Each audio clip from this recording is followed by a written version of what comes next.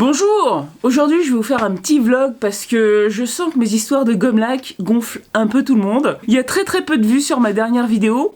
Enfin, il y a quand même quelques commentaires positifs qui m'encouragent à continuer sur la gomme lac. Faut croire que ça plaît à quelques personnes. Ce que je veux dire surtout, c'est que ce que je raconte sur la gomme lac, surtout ma façon d'appliquer la gomme lac, c'est une façon simplifiée qui donne un résultat tout à fait satisfaisant sans passer par la méthode ancestrale qui consiste à appliquer plein de petites couches successives.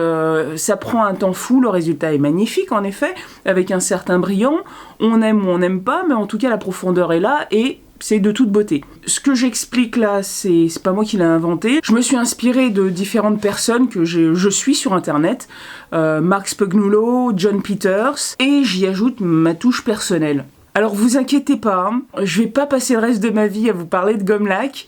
Le truc c'est que j'ai programmé des vidéos qui vont sortir toutes les semaines, tous les dimanches à 8h comme vous avez remarqué.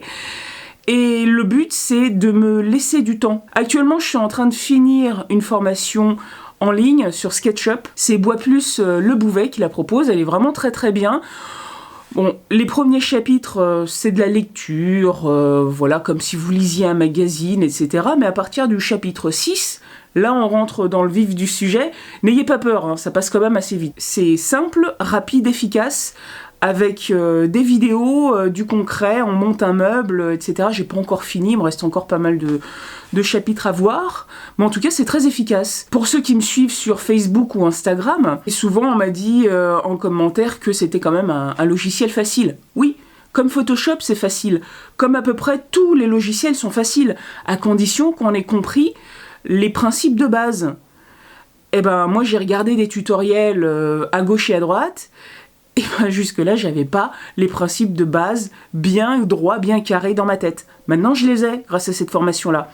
Alors, c'est gratuit ce que je vous dis. Je suis pas sponsorisée par Bois Plus, j'y gagne rien du tout. Mais voilà, j'ai essayé différentes formations en anglais, en français.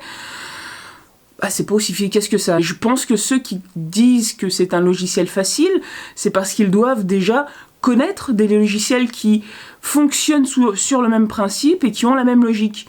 Alors évidemment, quand on passe sur un autre logiciel qui reprend les mêmes bases, bah oui, c'est facile.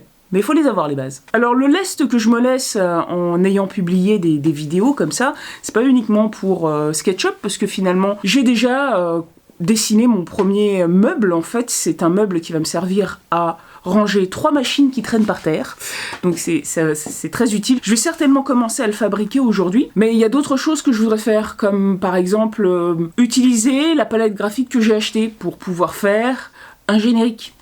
Comprendre comment l'aspiration dans un atelier fonctionne grâce à des fiches techniques et ensuite designer justement grâce à SketchUp mon nouveau système d'aspiration. Je travaille en même temps sur mon tour à bois. Voilà, je tourne et c'est plutôt pas mal, hein. Je me sens toujours pas suffisamment à l'aise pour pouvoir me filmer en tournant.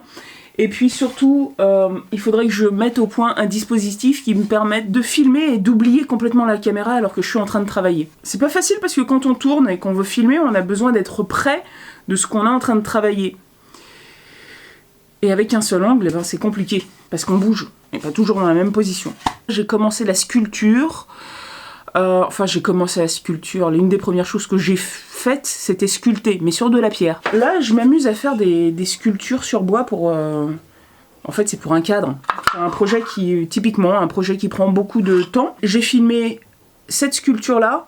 Je vais pas filmer les autres parce que sinon, voilà, ça fait un peu redite. Et puis, je suis pas une experte de la sculpture, mais je trouve que le résultat est plutôt pas mal, hein. Et comme d'habitude, je trouve les informations sur le net, des tutoriels ou juste des photos, et j'essaye, et ça marche, et je m'amuse. Et il y a tout un tas de trucs encore, sans compter le fait que je cherche activement du travail. Maintenant, on est en mars. D'ailleurs, si vous avez des tuyaux, n'hésitez pas à me contacter. Je suis chef de projet, service manager dans les télécoms, mais en réalité, je pourrais gérer les télécoms d'un grand groupe international avec des réseaux et des systèmes de télécommunication, et gérer en fait les fournisseurs et la qualité de services liés à tout ça. n'hésitez pas à me contacter, je suis en plein dedans. C'est tout pour ce vlog, je voulais juste vous rassurer un petit peu et vous dire ce qui se passe. Vous inquiétez pas, je ne suis pas tombée dans la gomme lac, tout va bien. Je voulais juste prendre un peu de recul, mais peut-être que ça va pas être tellement possible vu que j'ai même pas 1000 vues sur ma dernière vidéo. Qu'est-ce qui vous arrive?